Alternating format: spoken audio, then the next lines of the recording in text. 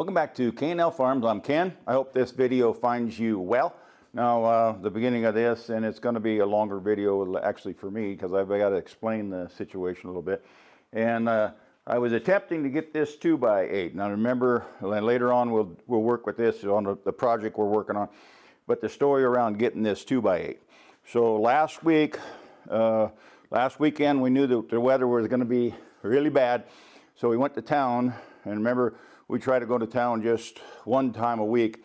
So we went to town on Thursday because we knew that the weather condition was going to be terrible and we didn't want to commute in that bad condition. And I'll give you a glimpse of that road conditions right here. Winter storm caused a massive pileup in the Columbia River Gorge.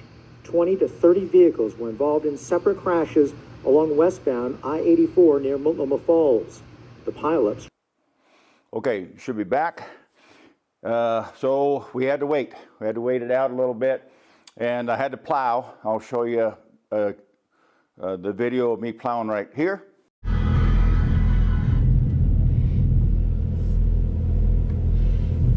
Okay, so let's take that. See that gravel on top? Still got to move some dirt a little bit, or I'm sorry, some snow. And I bring it over here.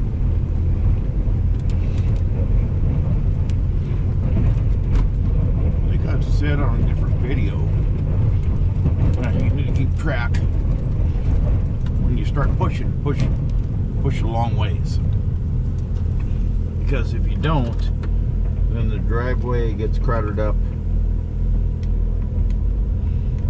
Trying to get that blade picked up a little bit. Okay, should be back. Now all of that was leading up to trying to get this 2x8. Because this project I've been working on, which you can probably see in the camera, I might check the camera real quick to make sure you can see it. Okay, adjusted the camera a little bit so you should be able to see it. But we're trying to make the cribbing. And if you don't know what cribbing is, I'll give you a glimpse right here what it is. Welcome back. In today's segment, we're going to be discussing cribbing using dimensional lumber. Typically, the two basic components are a wedge and a piece of 4x4 lumber. A wedge will be driven in to take up the space between the vehicle and the ground in order to prevent movement or transferring of energy to our patient. Should be back. Okay, so we're trying to make some of those cribbing blocks, and I want the surface area. I want the surface area to be about this 6x6 that I made on a sawmill and I had spare of. And I put a 2x6 on top or beside that to make the face 7.5 inches wide. That 2x8 that I went to get goes on top and should make a full face on the top, because I wanted the top to be, I said 8 inches, but it's actually 7.5 inches, but we'll go with that. So that's what we're going to work on. The only other thing that I want to tell you or show you, I might have to get a piece of paper. In fact, I think I will, because I don't know if you'll be able to see it, but they call it cupping. 2x6. On a 6x6, it doesn't really matter that much because the 6x6 is usually vertical. This is horizontal. Cupping. You'll see the grain. I don't know if you can see it. I'm hoping you can see it on the camera. See the grain? This is cup down. And the reason you put cup down is, I'm going to spin it. That's cup up. Cup up. They say that water will come in and it won't protrude through these grain patterns, and it'll just sit there and it'll rot this piece of wood because it has nowhere to flow, because it won't go through the grain pattern.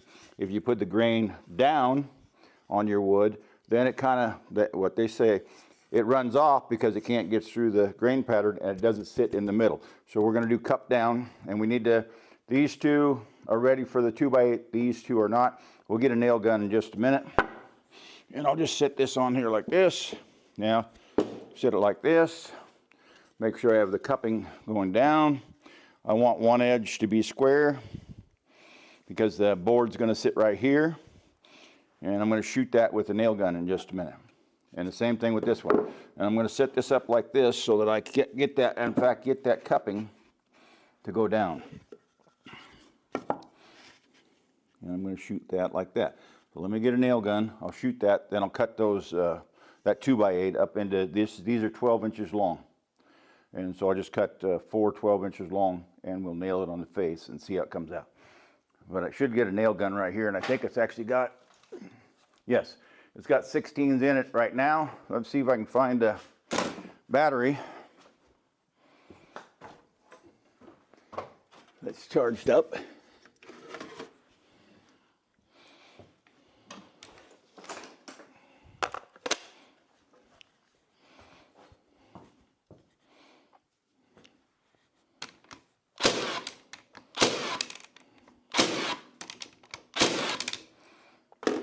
Okay, that one's ready for the 2x8. Make me kind of a temp table here a little bit.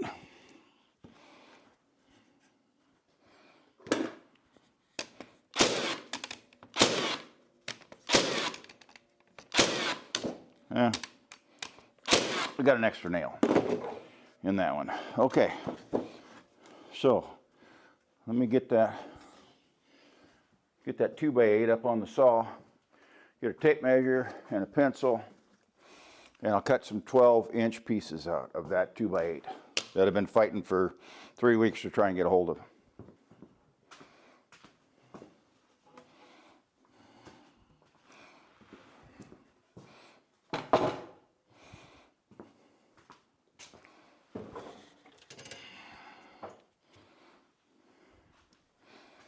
I'm also going to get me a pair of safety glasses.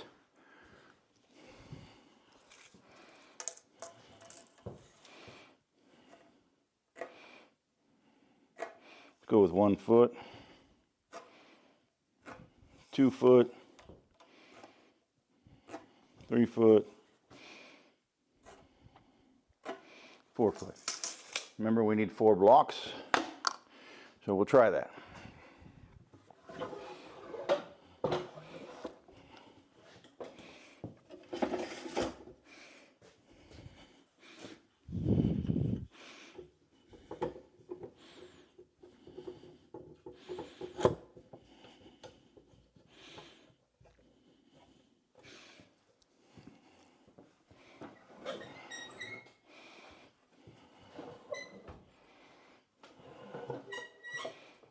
I'm going to cut it off of the 2 foot mark first, because I can't get that cord back there.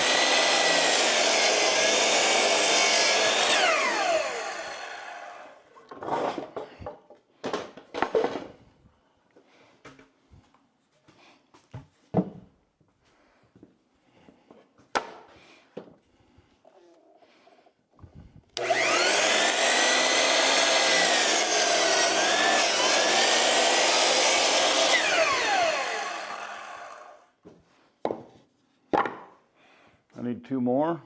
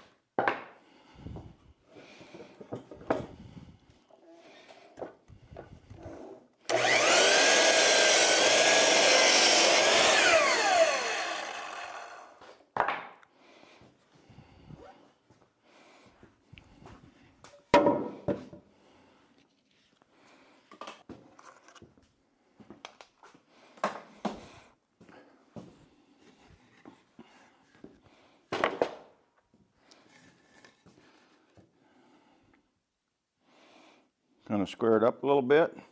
I'm going to put a nail out here on the end. I'm going to put those safety glasses back on.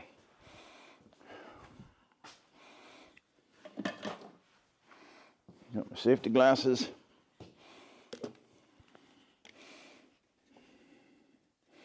Going to get it squared up a little bit.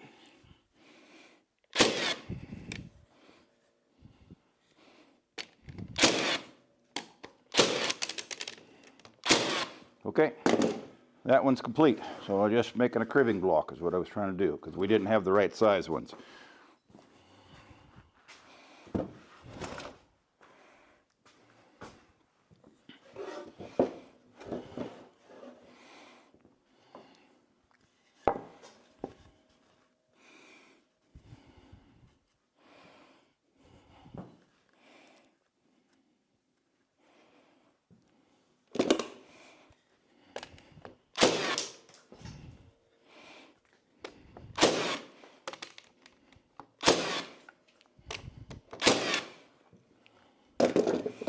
I blew out that one. I hit a knot. Blew out that corner. That's okay. It'll work.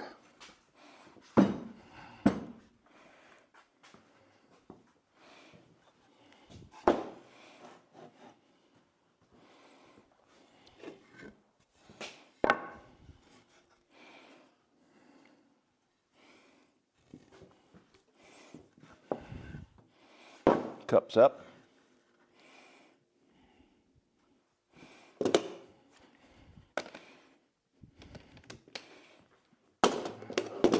I'm out of nails. I have to go fetch me a round of nails. And I think